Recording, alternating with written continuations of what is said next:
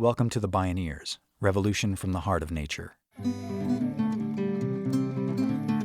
What men are saying privately that I know is that they're scared they're going to lose their jobs, they're going to lose their careers because they're seeing Charlie Rose, they're seeing Cosby in jail, they're seeing Weinstein.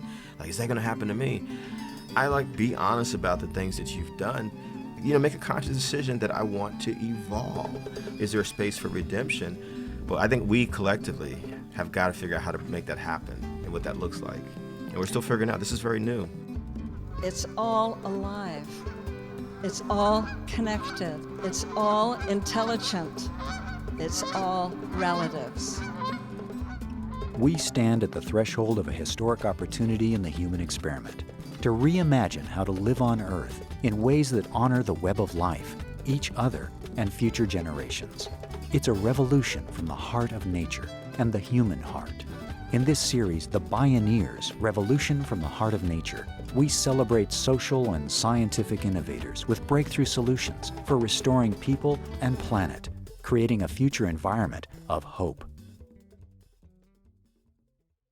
The true clash of civilizations in the future will be along the fault lines between civilizations that treat women as equal members of the human species and civilizations that cannot or will not do so. So say the authors of the book Sex and World Peace. They propose that establishing gender equality will make the world safer, healthier, more prosperous, more democratic, and less corrupt. They present compelling data that suggest a direct correlation between world peace and the security of women. Professor and psychologist Alice Eagley goes a level deeper. She points out that in every social science test, gender stereotypes trump even racial stereotypes. In other words, gender may be the deepest template in the human psyche, and it sets the pattern for most other forms of oppression and hierarchy. This gender wound is painfully evident in public health statistics.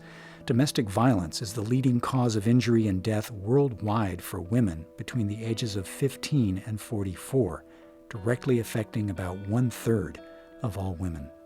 But patriarchy is also destroying men's well-being and souls. Studies have found that 1 in 7 men in the U.S. have been victims of severe physical violence by an intimate partner, and that rigid gender norms increase the risk of depression and suicide for boys. So how can we heal the gender wound to liberate men as well as women? There's a growing movement to redefine manhood and to address ways that violence is baked into our cultural expectations of masculinity. Courageous, visionary men are rising to the challenge. One of those men is activist, writer, and public speaker Kevin Powell. In this half hour, Powell boldly and bravely discusses his experiences with toxic masculinity and his journey to redefine what it means to be a man. This is Climbing Out of the Man Box.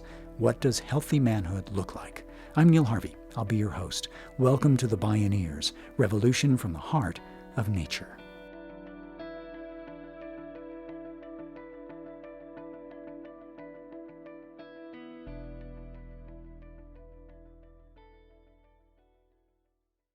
So I grew up loving TV shows like I Dream of Jeannie. Remember that show? Where she called Major Nelson Master, and he would put her back in a bottle. And I'm thinking to myself, years later, wow, boy, was that reinforcing patriarchy and sexism. Or I'd watch shows that, it hurts my heart. I loved Happy Days. Remember Happy Days? The Fonz would snap his fingers and women would just fly out of the ceiling. Now, we're laughing about this, but as a boy taking this in, think about the devastating effect of these images. Just like the devastating effect of black folks seeing images of us only in certain ways that are stereotypical. Are y'all with me out there? This applies across the board. And so this is how it was socialized. Fighting was normalized. Violence was normalized. Not respecting women and girls as our equals, as our equals, as our equals, as our equals, which is what women and girls are, was not part of it. Kevin Powell is an acclaimed political activist, poet, writer, and entrepreneur. He's the author of 12 books, including The Education of Kevin Powell, A Boy's Journey into Manhood, and My Mother, Barack Obama, Donald Trump, and the Last Stand of the Angry White Man. He has hosted and produced programming on HBO and BET TV and appeared on a TV show titled Oprah Talks to Men Who've Beaten Women.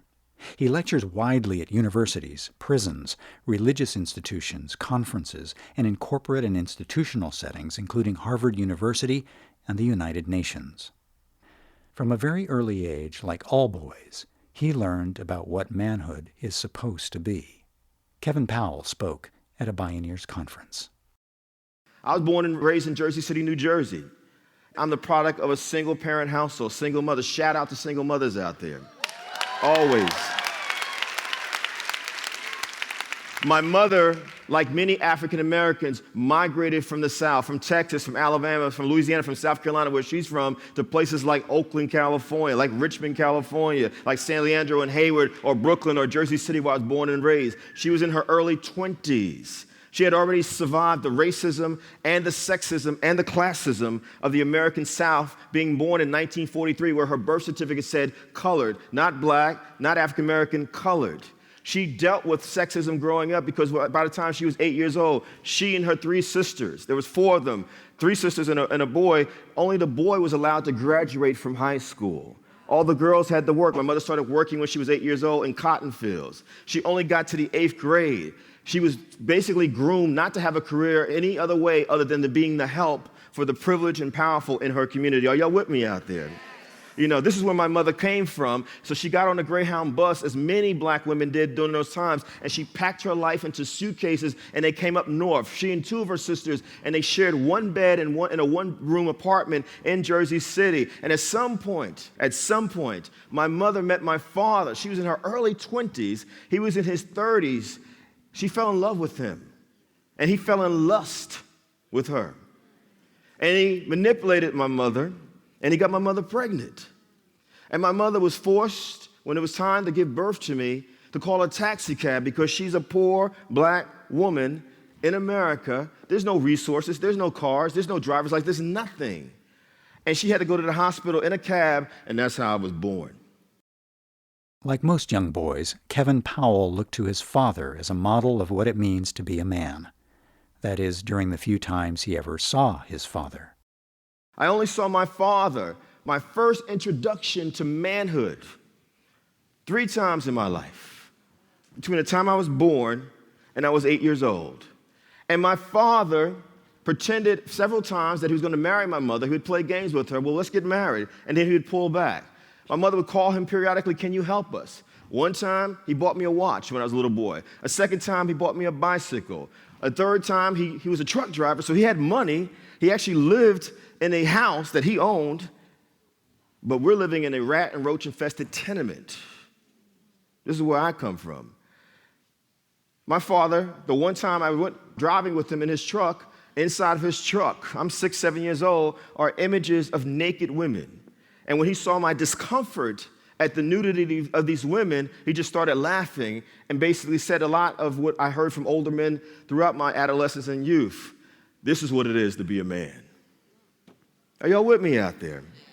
When I was 8 years old, it was a rainy day, I'll never forget it, my mother, we didn't have a telephone in the house, said we're going to go to the drugstore down the street, we're going to go to a payphone. I know y'all are too young to remember payphones.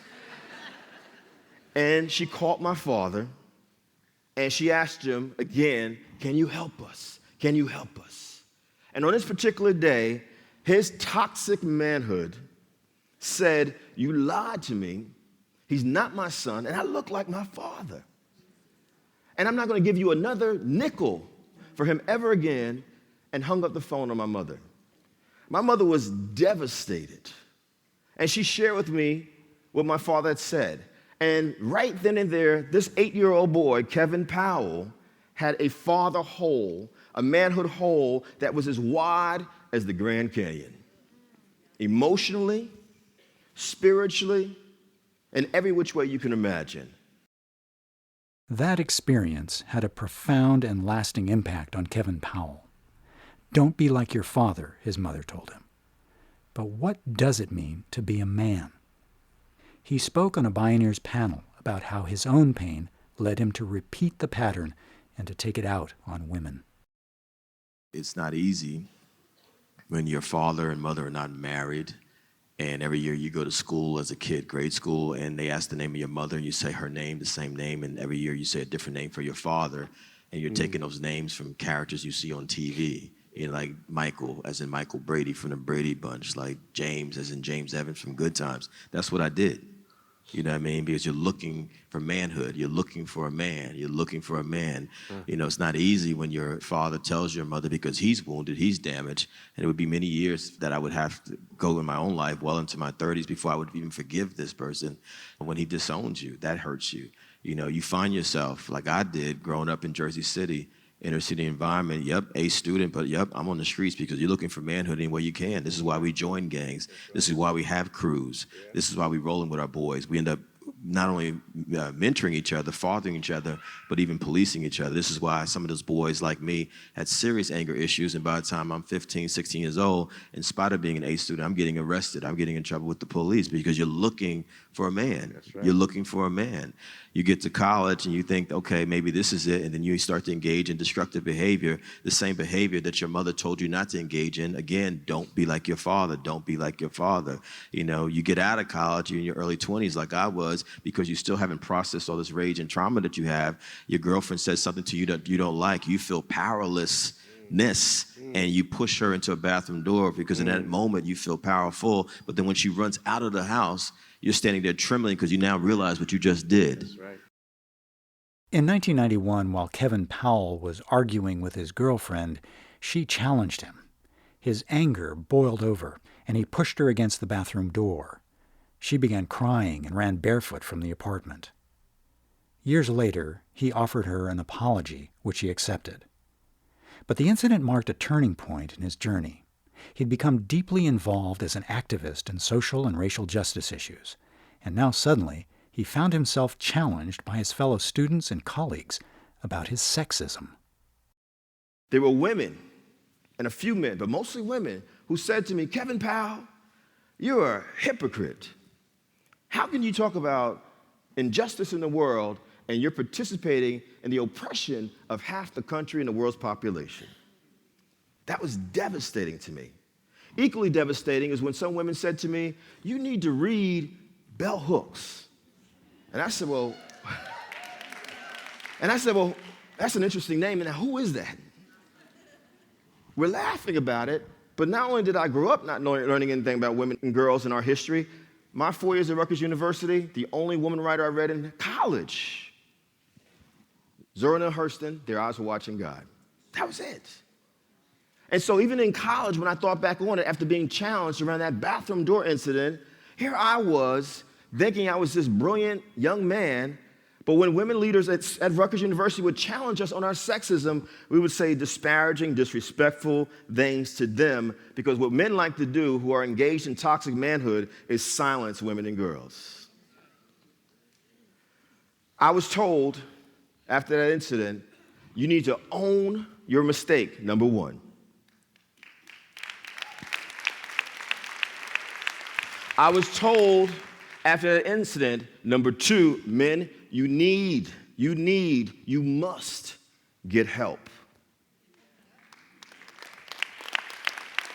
What did that look like for me? It meant therapy. It meant counseling. It meant therapy. All those traumas that I grew up with, I was now passing along, taking out on other people, including women. Number three, Kevin Powell, you need to start listening. Men, we need to start listening to the voices of women and girls. I was in my 20s, taking all of this in.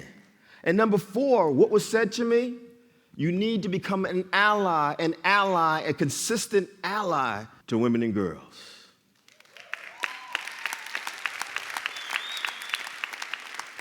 Number five, how do you become an ally?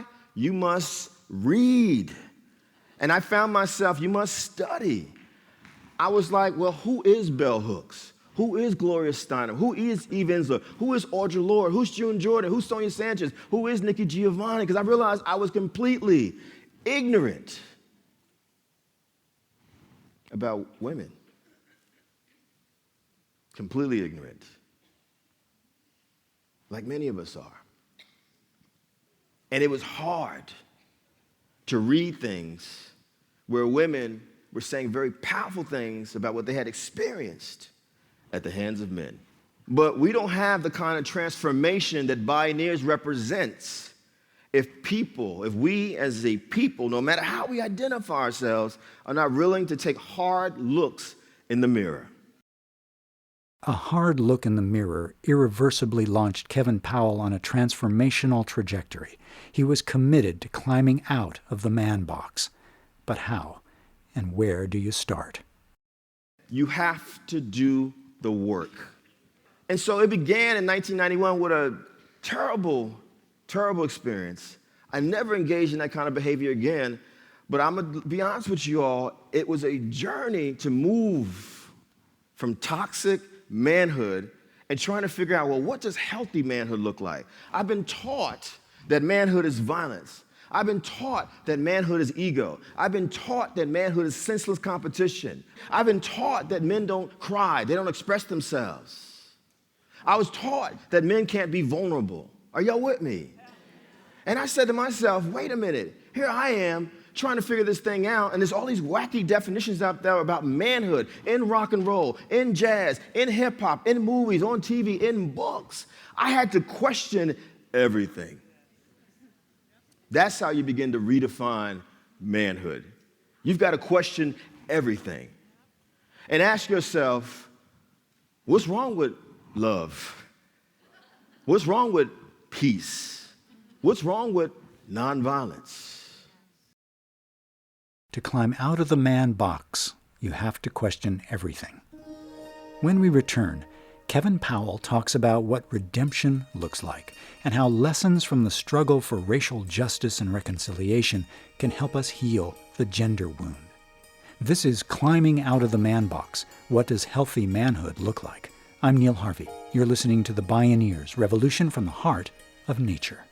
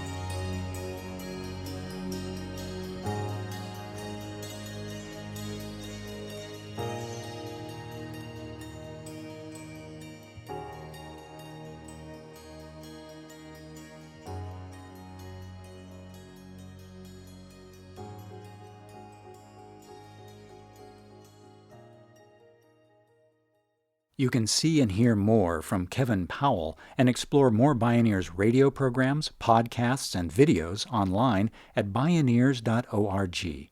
For information on attending the National Bioneers Conference and Bioneers events in your area, please visit bioneers.org or call 1-877-BIONEER. For Kevin Powell to face his psychological shadow side, to redefine his manhood, he embarked on a personal journey of self-healing. There were plenty of ups and downs, but he knew he wanted to be a very different man, a kind man, as seen through the eyes of women and girls. He spoke with us at a Bioneers conference. Rooted in peace, rooted in love, self-love and love of others, rooted in nonviolence, rooted in kindness and generosity, rooted in self-accountability and self-responsibility, respecting and honoring and saying in words and deeds that women and girls are my equals, are my equals, are my equals, having the ability to listen to women and girls, making a point to understand the world not just through your lens, but through the lens of women and girls. I mean, that's where the empathy comes in and the compassion.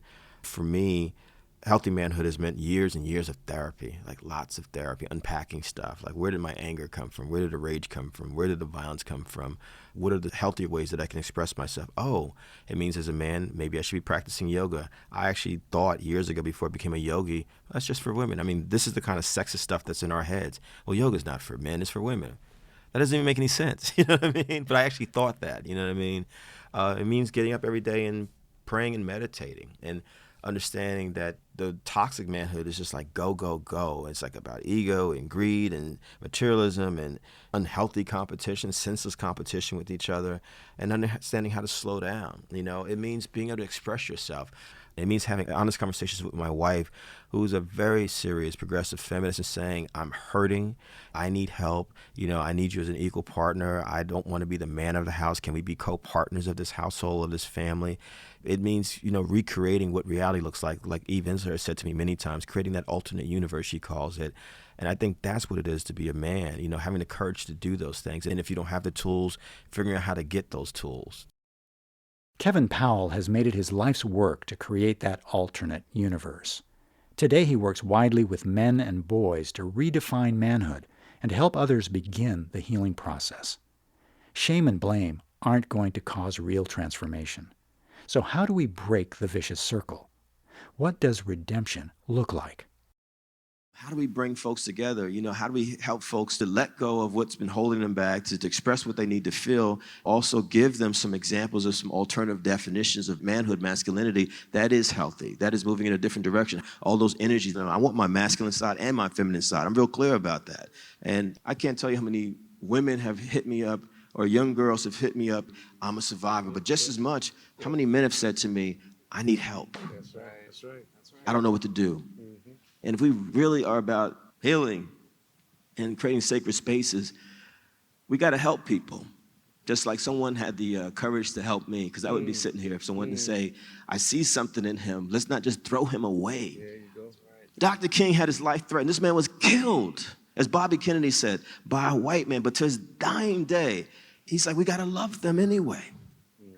We got to figure out a way to let them see what they can be. Are y'all with me out there?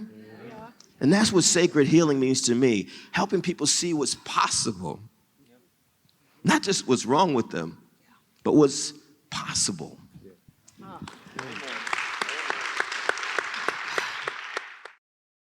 Sacred healing means not simply throwing men away, says Kevin Powell.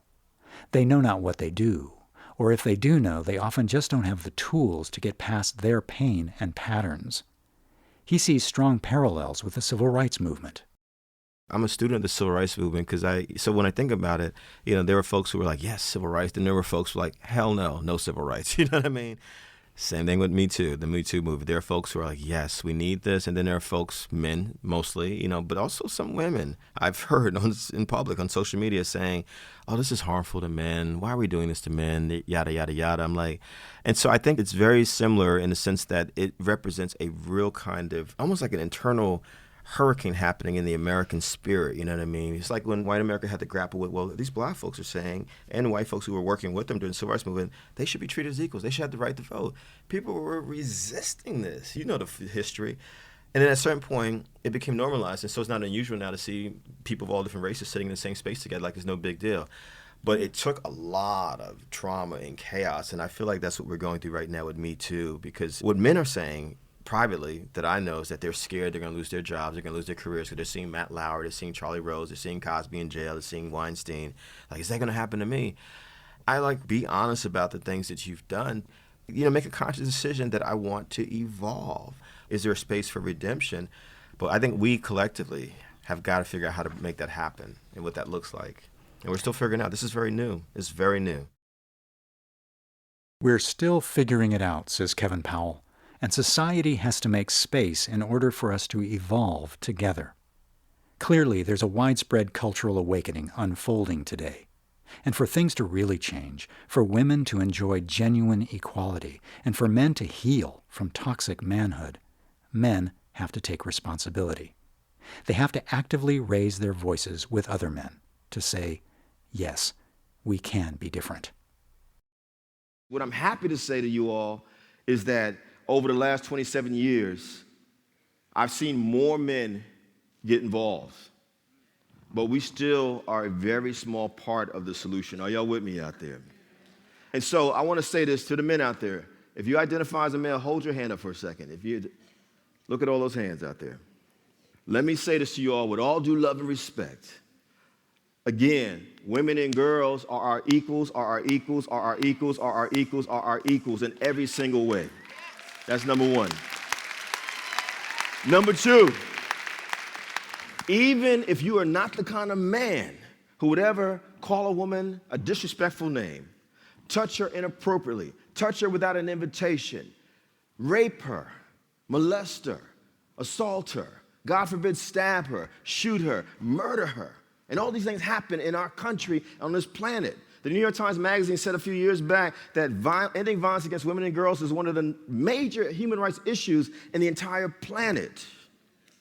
Even you're the kind of man who would never engage in those things, but you have men around you, in your family, in your synagogue, in your masjid or mosque, in your church, in your temple, in your fraternity, on your sports team, at work, in your barbershop, wherever you go, where men gather and you hear men engaging in toxic manhood, destructive language and behavior toward women and girls.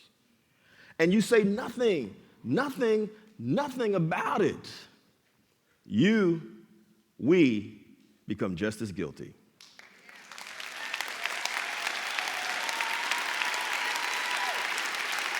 So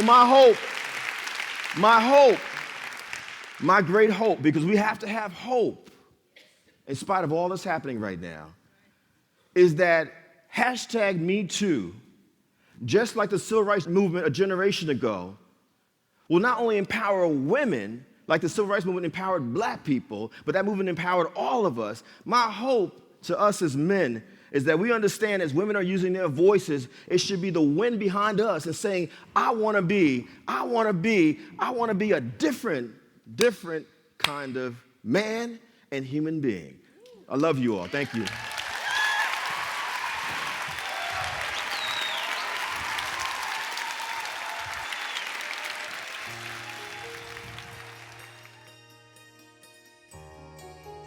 Kevin Powell, a different kind of man. Climbing out of the man box. What does healthy manhood look like?